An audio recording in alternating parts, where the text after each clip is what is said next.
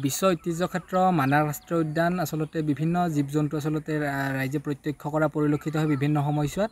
ব্যতিক্ৰমভাৱে এতিয়া যিহেতু মানাহ ৰাষ্ট্ৰীয় উদ্যানত সেউজীয়া মানে ঘাঁহ গজি উঠিছে, সেইকাৰণে আচলতে যিসমূহ জীৱ জন্তু আছে সেই জীৱ জন্তুসমূহে যি সেউজীয়া ঘাঁহ খাবলৈ বাহিৰলৈ ওলাই অহা পৰিলক্ষিত হৈছে।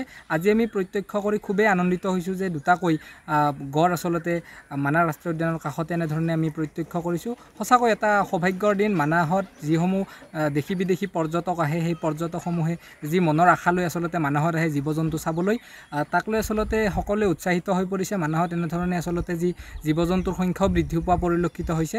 যি মানাহত কৈ থকা হয় যে গড়, হাতী, বাঘ আদি বিভিন্ন জীৱ জন্তু ইয়াত যি আছে বুলি কয়, কিন্তু সঁচাকৈ আচলতে মানাহত যি জীৱ জন্তুৰ সংখ্যা আছে সেইটো আচলতে ইয়াত প্ৰত্যক্ষ কৰিব পাৰি।